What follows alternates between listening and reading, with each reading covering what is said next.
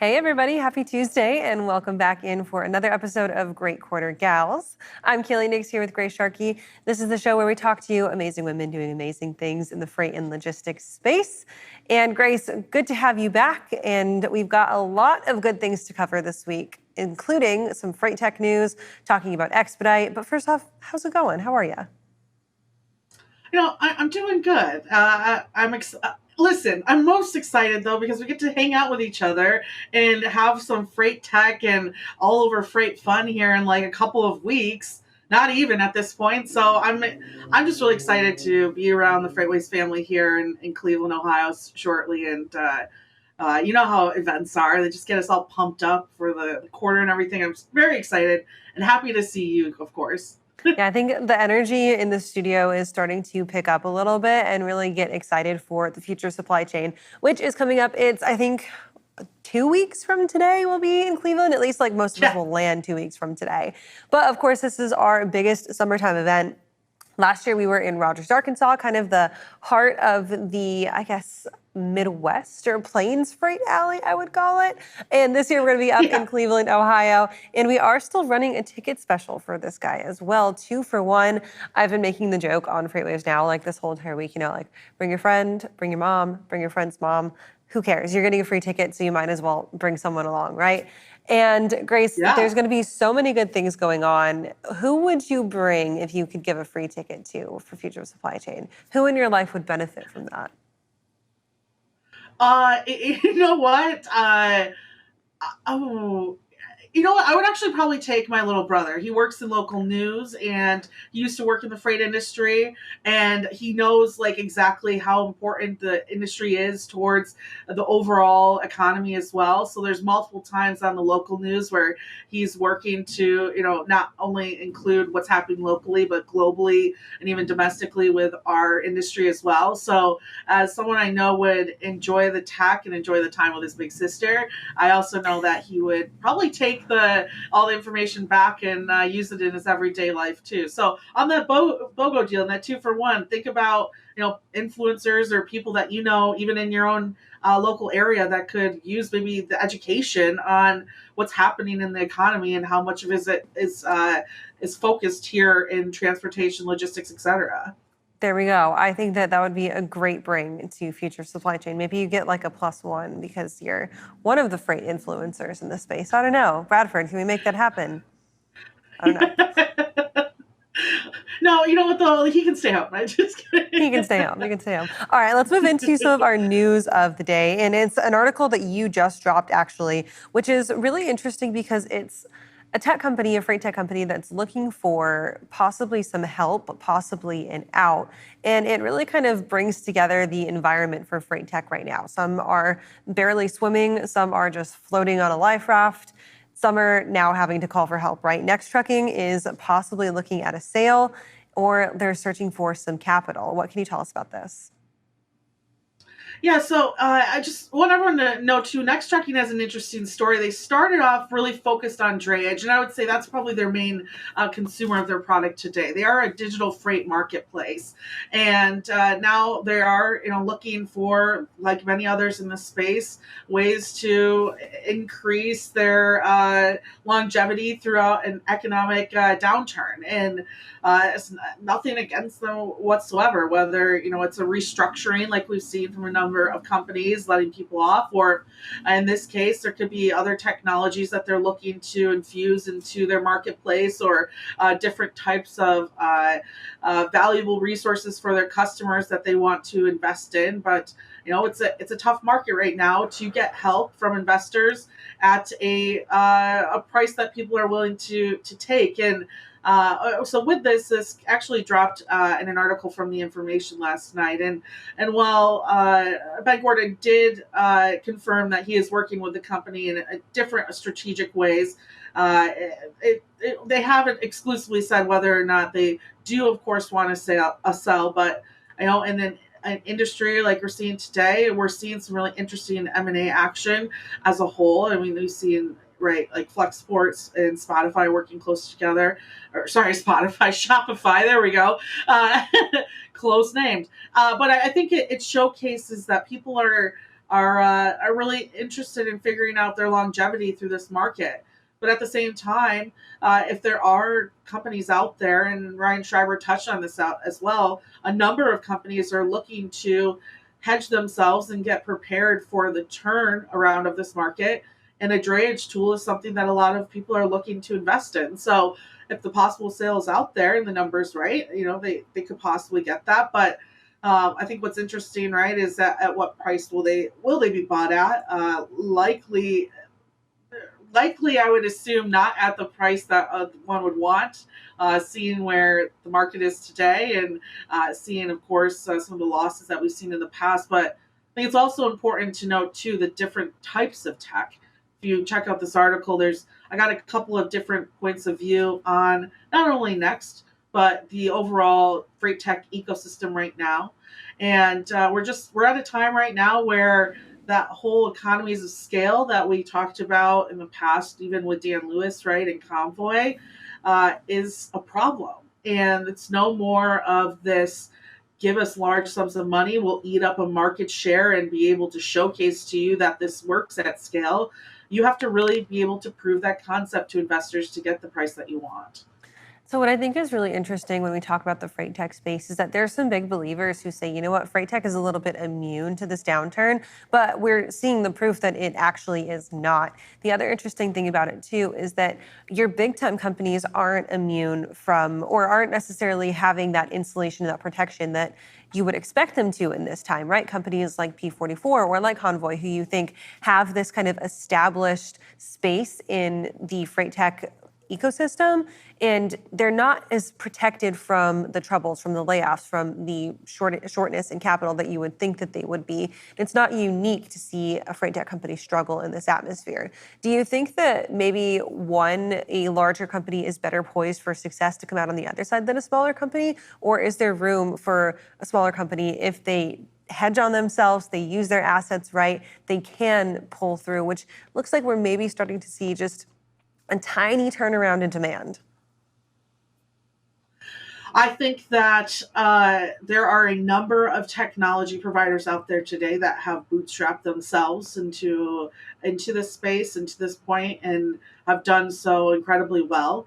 I think that there's a large group of players that were also very intelligent in how they strategized investing in their investor relationships during a time where money was cheap and easy to get your hands on. And as long as they had an execution plan at hand, those big technology providers, I think, will make it out of here. And when you see the restructuring or the layoffs, I mean, that's a clear sign that really what we're doing behind the scenes, right, is making sure that we have that runway to make it through the other end. And maybe the amount of those restructures or layoffs showcase to you how long that most of these larger companies think that's going to last. I would say that the ones that have bootstrapped themselves and are making profit today are having a little bit more enjoyable, maybe executive meetings than those who have not and have other people to answer to. Is probably the most politically correct way of explaining that. But it's exciting to see. You want to kind of compare these times and providers to what we've seen in other types of economic recessions, and those that keep providing tools and keep making sure that they're showing true value to their customers during these times will likely make it out the end and be able to grow just as quick.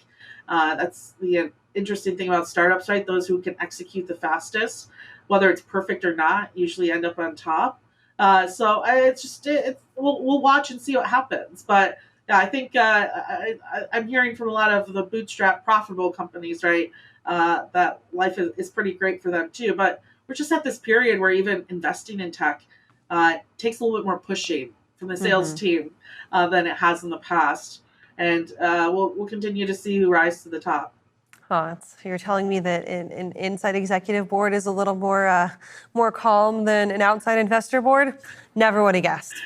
Never would have guessed. Exactly. Grace, this is a good article. Head on over to freightwaves.com to read that as well as her other content. Let's go ahead and bring in our guest for today because it's a really good one, and we are moving back into a very niche specific side of industry talking to her. We've got Melanie Patterson joining us, who is the founder and CEO over at Integrity Global Logistics and also has team integrity in her wheelhouse. And Melanie, thank you so much for being here on our show today. It's great to have you.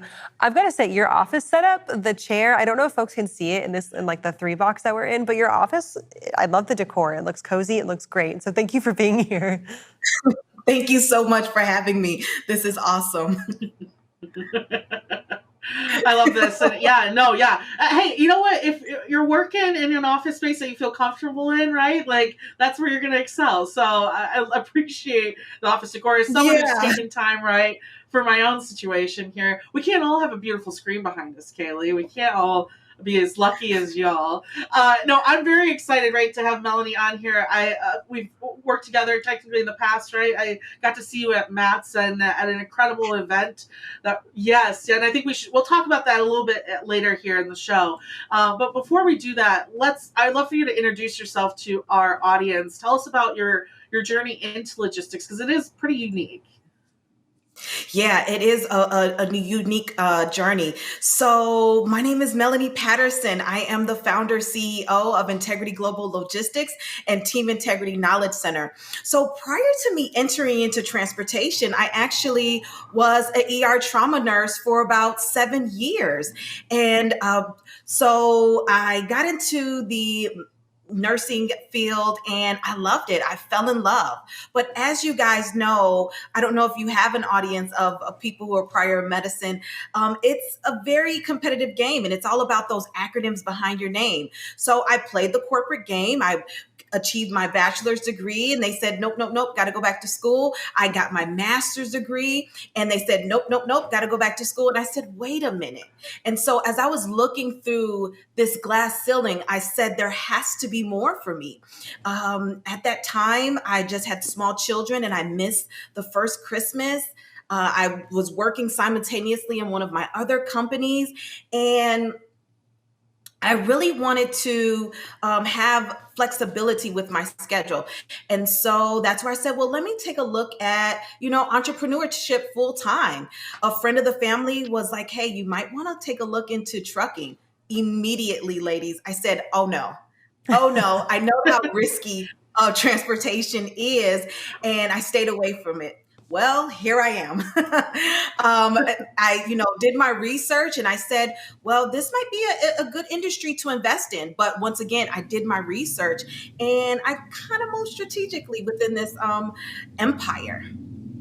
So I love that story. And coming out of trauma nursing and ER trauma nursing specifically, you are absolutely someone that has this kind of fire and desire to work through very chaotic situations, which I think the skills are incredibly transferable, right? Maybe not in physical applicability, but in the mental toughness and mental fortitude that it takes not only to be a successful founder and a successful entrepreneur, but also to handle the absolute craziness that is the trucking and logistics world.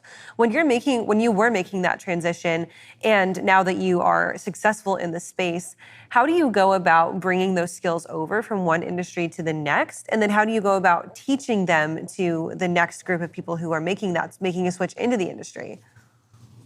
Great question. Amazing question. So believe it or not, I transferred quite a bit of skills that I had from my previous medical experience as a nurse practitioner in ER trauma, right? So like you just stated, critical thinking, having to think on your feet. So in entrepreneurship, that is one of our daily tasks, especially within transportation, is being able to critically think on your feet to do what is the overall greater good for the team.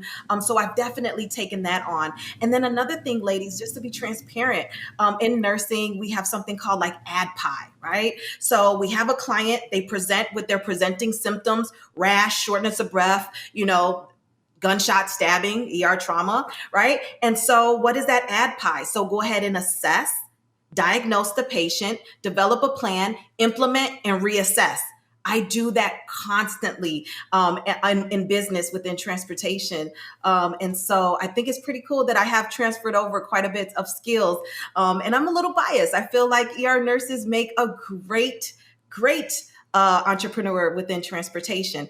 This is an essential worker industry as well, which is rewarding to me. And then it's the infrastructure of our economy. It truly is, and it's interesting because you spoke on the fact that initially you're like, okay, trucking, transportation risky, right? And then, but then you came into the industry and you said, okay, let's do dedicated and fast expedite shipping solutions, right? Which is like doubling down almost on the risk value of it all. Why did you decide to choose that route compared to maybe building up a large 53-foot fleet, etc.? Why expedite and why this specialized services? Yeah. Before we jump into it, just FYI, I'm known as a risk taker from youth. And so here I am taking risk. I just betted on myself and I knew what I was capable for. So I said, let's go. If we're gonna do it, let's do this right. And so let me take you back a little bit because you know what? Expedited courier services is fairly new to, we've added a new division to our company. Prior, we started out with semi. I studied the market. I'm here in the Midwest in Chicago, Illinois. And so we're heavily based on refrigerated, temperature sensitive products. And so we started out semi with a reefer trailer. And we did okay in the beginning, but I knew quickly that there was no way that we can last and scale this business off the low board. And so once again, I guess I took my years of academia and years in corporate and I pen to paper and I started to do the research. And I said, we have to shift. We're saturated in trucking companies, right? You look to your left and your right, there's a trucking company that's just as competitive as us. So what will make us more competitive and more attractive? And that's when I started to discover, leverage what you have. Me being a minority woman in transportation, onboard your previous medical experience. So we have ER trauma, we have LTL courier services with the government, hauling of lab specimens and temperature sensitive goods and things of that nature. So that's how that kind of came about.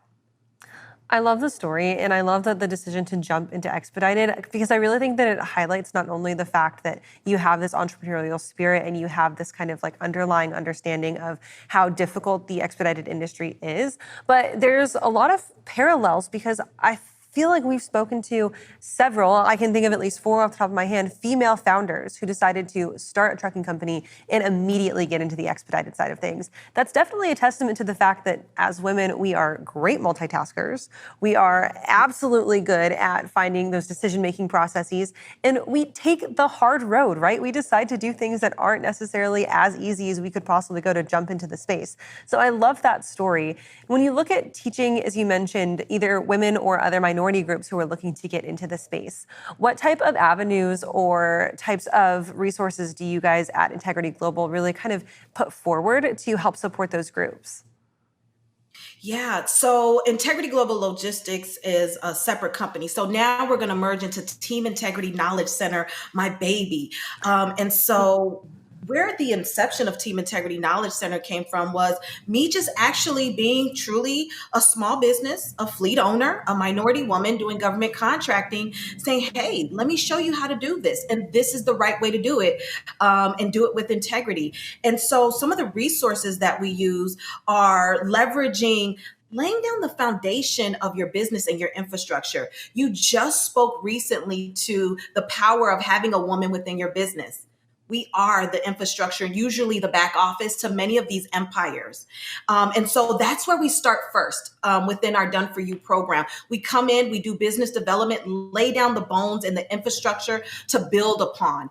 Then we kind of dive in with my partner, talking about fleet ownership, understanding our operational costs, what those numbers look like, especially in a very fragile market as this, right? There's no secret. We're in a very, very soft, fragile market right now, hopefully not for too much longer, but understanding your numbers, understanding what it is to be a efficient and competent fleet owner is something that we address too. And then we jump into government contracting and really just kind of grow and scale your business in a different trajectory. Transportation really reminds me of nursing. Think about it. So if you think about medicine, you think about nursing, you have neonatal, the babies, you have women's health, we have geriatrics, the elderly, we have oncology for those, dealing with cancer, and then we have the ER trauma. Within transportation, I view it as the same thing. There's multiple ways to pivot and capitalize within this industry, and that's what we need to do right now as small fleet owners,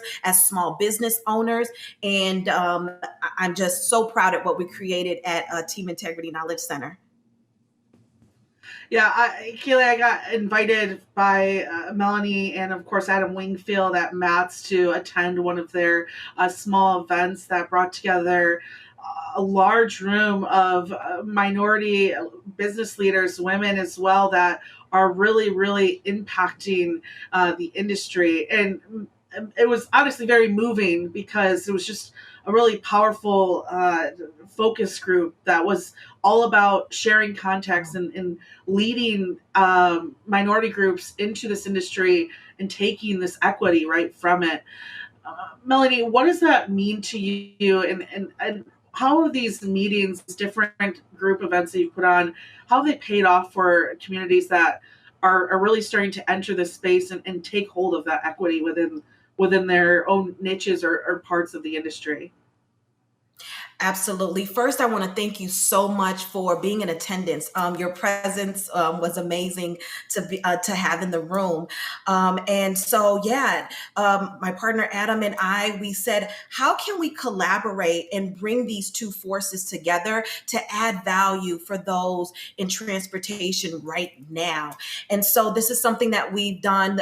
This last year was our second annual. We tend to do it every year at the MATS event. And we're looking to just really add value from our inner circle, our interconnections, right? There's no secret. Your network is in your network.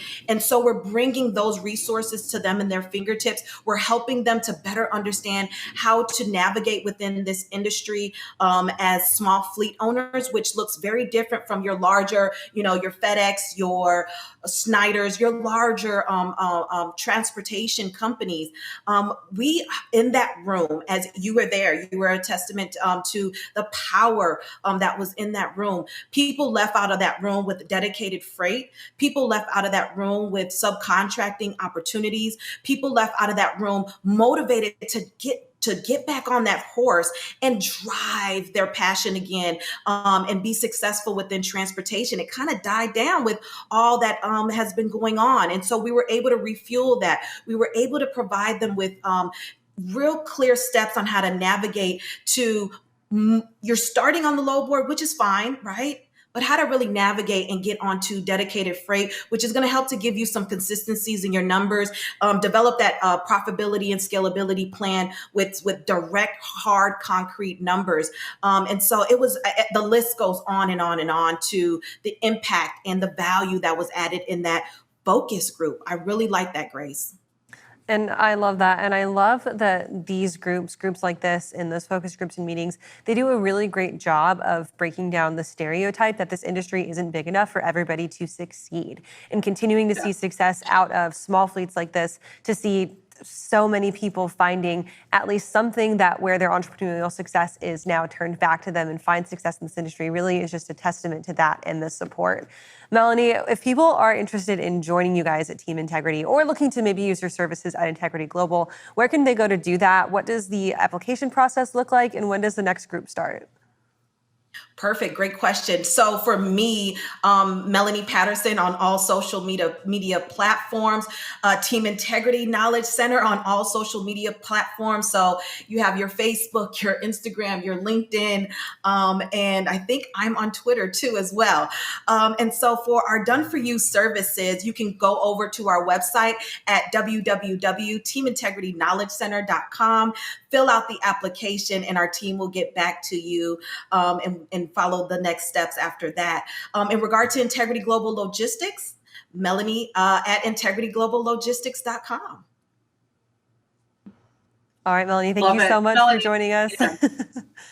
Thank you so much. Yeah, you're a powerful voice out there, and don't ever let that go away, because that energy right there, that's contagious. And now I'm gonna leave here and I'm gonna go run a mile because I'm juiced up more than I was prior to this. Let's go. Love it. Let's penetrate those barriers. Let's make the most of our 24 hours and go get it. Absolutely, Melanie. Love it. Thank you so much. Grace, you have the ability to go run the mile because now you don't have to be on TV throughout the rest of the day, but we will catch you on the radio later tonight, right? You've got Drive Time with Grace Sharkey at 5 o'clock Eastern. Yeah, you can catch me out of breath at 5 o'clock today on Sirius XM channel 146, the Road Dog Trucking channel. Hopefully by 6 o'clock, because if we go till 7, I'll be able to breathe again. But I'll be there with wonderful Thomas Watson. Actually, Blythe Brumley will be on tonight. So good episode coming up. And let's be honest, Thomas will make you out of breath as well. His excitement levels to the roof. Thanks, guys, for tuning in with us today for Great Quarter Gals. We'll catch you next week. 1, 2,